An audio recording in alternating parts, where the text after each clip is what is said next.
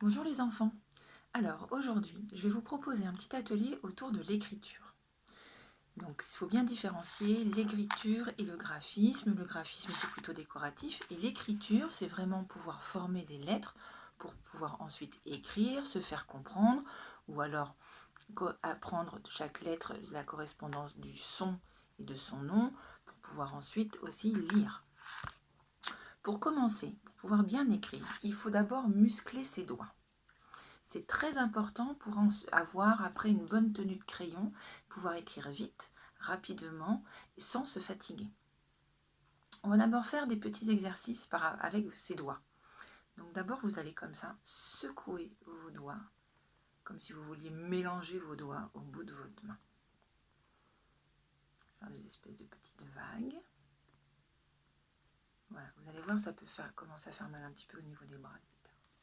Ensuite, vous allez poser vos mains devant vous et vous allez soulever vos doigts l'un après l'autre.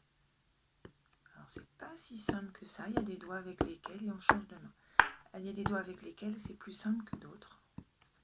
Et puis des fois on arrive mieux avec une main plutôt qu'une autre. Voilà, ça vous pouvez le répéter plusieurs fois. Et dans un sens et dans l'autre. Ensuite vous pouvez aussi vous amuser une main après l'autre à toucher avec votre pouce chaque bout de doigt. Et puis on peut changer de main.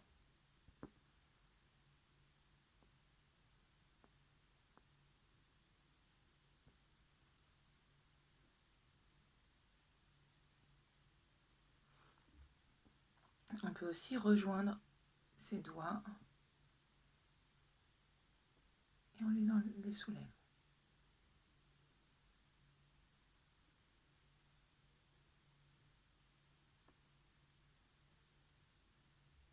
Voilà, ce sont des petits exercices que vous pouvez faire avant de commencer un petit atelier d'écriture ou de dessin. Voilà. Et là, on peut aussi écarter, écarter, écarter, écarter, écarter, écarter le plus fort possible. Et puis, contracter. Alors, on peut tout contracter. On peut contracter le visage, on peut contracter les mains, on peut contracter les ventres. Alors là, vous pouvez être debout, vous, et tout contracter. Hop, on écarte tout, on écarte tout, on écarte tout, on écarte tout, on écarte tout. On peut être grand, monter sur la pointe des pieds, très très grand, très très grand. Et hop, on se recroqueville, on serre tout, on serre tout, on serre tout, on serre tout, on serre tout. Et on relâche. Pour la tenue du crayon, ce qu'il faut. En fait, la tenue qu'on vous propose, c'est une tenue de crayon qui vous permettra après d'écrire vite et en se fatiguant le moins possible. Donc il faut que le crayon soit posé entre le pouce et l'index, que là vous ayez une petite pince et que ça vienne reposer en fait sur le majeur. Et là, ce doigt, c'est pour diriger le crayon. Voilà. Je vais vous l'expliquer différemment. Vous imaginez là, ma main, c'est une famille. Il y a 2 adultes, le pouce et l'index, et il y a 3 enfants. Le crayon est une voiture. Dans une voiture, les 2 adultes ont le droit d'être devant. Par contre, les 3 enfants de moins de 10 ans n'ont pas le droit d'être devant. Alors, ils vont monter en voiture. Voilà ma voiture. Les 2 adultes vont être devant. Et les enfants restent bien derrière. Même le plus grand, il n'a pas le droit de venir se mettre devant. Ça, c'est interdit. Il reste bien derrière dans la voiture. Les 2 adultes qui sont devant, ils viennent pas sur les genoux de l'un ou de l'autre. Ça, c'est pas possible. Ils ont le droit éventuellement de se toucher un petit peu la main, mais c'est tout. Mais surtout, les enfants restent bien derrière. Voilà, ça peut être un petit truc une petite façon mémotechnique de vous souvenir que devant le crayon là, il n'y a que 2 doigts. Voilà, le pouce et l'index. Et que le crayon il repose sur le majeur. Voilà. Alors, pour commencer la petite séance d'écriture, on peut commencer par essayer d'écrire des signes, des petites choses dans de la semoule par exemple. Donc je vous ai préparé, moi j'ai ramené, alors toujours pareil, vous vous lavez bien les mains, vous lavez bien, moi j'ai lavé un petit plateau, on va pouvoir mettre de la semoule sur mon plateau, j'ai pris de la semoule fine, voilà.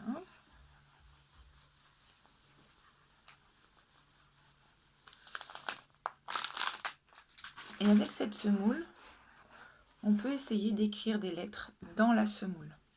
Donc par exemple, moi je vais faire l'initiale de mon prénom, le C. Voilà, je ne sais pas si vous voyez bien. Je vais rapprocher mon téléphone. Voilà, donc après on peut effacer et refaire après le C, le A.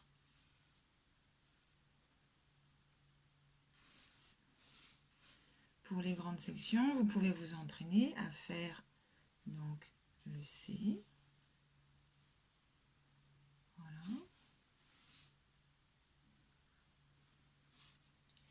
Les boucles avec le L.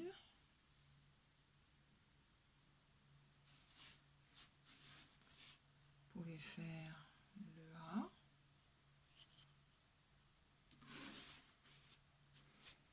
Après, vous pouvez aussi essayer en tenant justement le crayon, et vous pouvez essayer d'écrire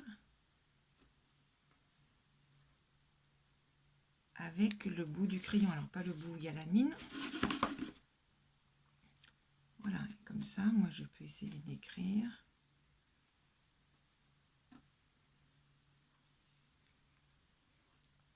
Mon prénom.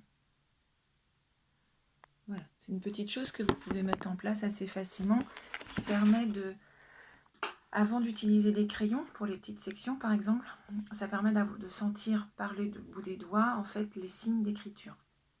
Mais pour les moyens et les grands, vous pouvez aussi repartir par la semoule pour pouvoir mieux former les lettres par le bout du doigt, pour ensuite pouvoir le former avec un outil, ce qu'on appelle un outil scripteur, donc un feutre, un crayon, un stylo, parce que là du coup c'est une extension de la main qui nous permet d'écrire. Mais il faut d'abord ressentir le geste par son propre corps avant de pouvoir écrire. Donc ça c'est une petite chose.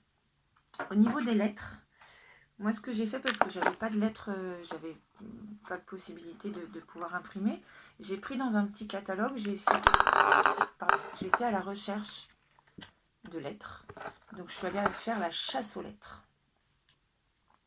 Voilà, donc j'ai pris un certain nombre, j'en ai découpé un certain nombre, et je me suis rendu compte qu'on pouvait aussi avoir, donc là ce sont des majuscules, mais je peux aussi trouver dans les catalogues des lettres en script.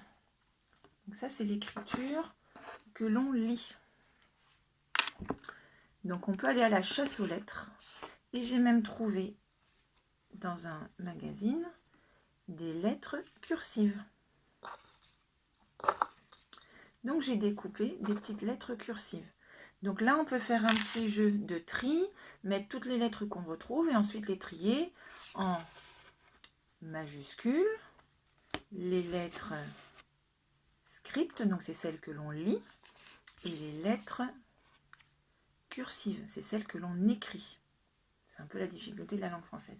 Et puis j'ai trouvé aussi des petites choses, et là c'est intéressant pour les petites sections et les moyennes sections, de bien différencier des petites choses comme ça, qui ne sont pas des lettres. Alors, je sais que c'est tout petit.